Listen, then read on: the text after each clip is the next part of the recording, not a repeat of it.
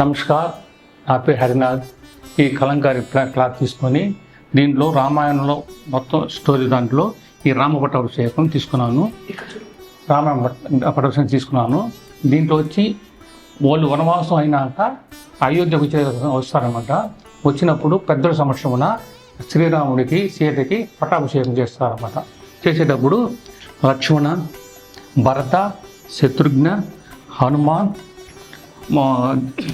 సుగ్రీవ, జామవంత, వానరులు మొత్తం అందరూ రాజ్యంలో అందరూ ఋషులు, వశిష్ఠ మహాముని అందరూ సమక్షమున శ్రీరాముడికి పట్టాభిషేకం చేస్తున్నారు. చేస్తుండగా అప్పుడు అందరూ కలంకారీ తయారు చేయాలంటే విధానం వచ్చి ఫస్ట్ గాడాగొడ్డ తీసుకోవాలి.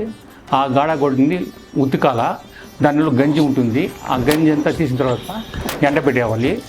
ఎండబెట్టిన తర్వాత పాలు తీసుకొని కరక్కాయ వచ్చి ఒకరోజు ముందుగా రోజు నానబెట్టేసి దాని మరుసటి రోజు బాగా రుబ్బాలి, గ్రైండ్ చేయాలి. ఆ గ్రైండ్ చేసిన తర్వాత ఆ పాలు cream milk, full cream milk తీసుకోవాలి. తీసుకున్న తర్వాత ఆ రెండు తీసుకొని ఒక డబ్బులో వేసుకొని బాగా కలుపుకొని ఈ తెల్ల గుడ్డ తీసి దానిలో బాగా కలిపి పిండాలి. పిండిన తర్వాత ఎండలో ఎండబెట్టిన తర్వాత దాన్ని మరుసటి రోజు స్కెచ్ చేసుకోవాలి. స్కెచ్ చేసుకోవాలంటే బాంబు, ఇది చింతపొల్లు అంటారు దీన్ని. ఈ చింతపొల్లు తీసుకొని కాల్చుకోవాలి. కాల్చిన తర్వాత ఈ బొగ్గుతో మనకు ఏడ స్కెచ్ కావాలో, బొమ్మ కావాలో ఆడ బొమ్మ తయారు చేసుకోవాలి. వేసిన తర్వాత ఈ కుంచి అంటారు దీన్ని. ఈ కుంచి వచ్చి ఎదురు పొల్ల అనమాట. ఎదురు పొల్ల ప్లస్ గుడ్డ, దీన్ని బాగా కట్టుకున్న తర్వాత సన్నగా చీవుకోవాలి. సన్నగా చీవుకున్న తర్వాత కట్టుకున్న తర్వాత దీన్ని మనం స్కెచ్ చేసుకున్నాం కదా, దాని మీద వర్క్ చేయాలి. మనకి ఏ డిజైన్ కావాలో దాన్ని చేయాలి.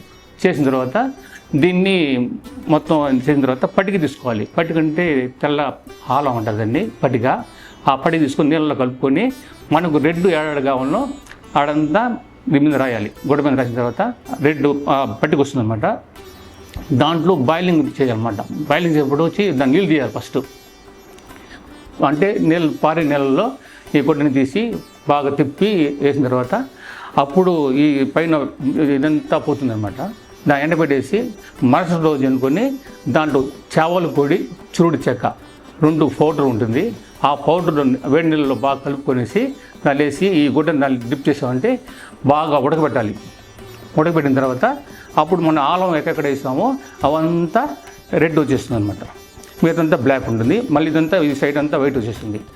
దాన్ని తెచ్చి మళ్ళీ ఉత్తికి బాగా వేసి మరుసటి రోజు బాగా ఉత్త పాలు తీసుకొని, అంటే ఫుల్ క్రీమ్ తీసుకొని పాలలో పిండిన తర్వాత ఎండబెట్టేసి మరుసటి రోజు కరకు పువ్వు అంటారన్నమాట. కరకు దంచి బాగా దంచిన తర్వాత దాన్ని కాయాలి. కాసిన తర్వాత పట్టిక ఇవంతా కలిపేసిన తర్వాత మనం దీనికి వచ్చి లావు కుంచి అంటారు. దానికి కొంచెం లావు కుంచి చేసుకోవాలి. ఈ సన్న కుంచి ఇది లావు కుంచిన తర్వాత దాంతో మనం కలుపుకోవాలి. మనం పెయింట్ చేయాలి. మనకి ఏడ ఎల్లో కావాలనో అవంతా పసుపు చేసుకోవాలన్నమాట. మళ్ళీ ఇంకోటి ఉందన్నమాట. ఇంకో పసుపు కావాలంటే దానిమ్మ తొక్క ఉంటుంది. దానిమ్మ తొక్క తీసుకొని బాగా దంచి దాన్ని అదేలా కాసుకొని దాంట్లో పట్టికేసిన తర్వాత అది మనకి ఏడ కాలంలో కలుపుకోవాలి. ఎండు గోబులు లాస్ట్ మూమెంట్లో దీనంతా పారే నీళ్ళలో నీళ్ళు తీసిన తర్వాత ఎండు గోబులు ఉంటుందన్నమాట. ఎండు గోబులు తీసుకొని మనకి ఎక్కడ బ్లూ కావాలనో అవంతా చేయాలన్నమాట.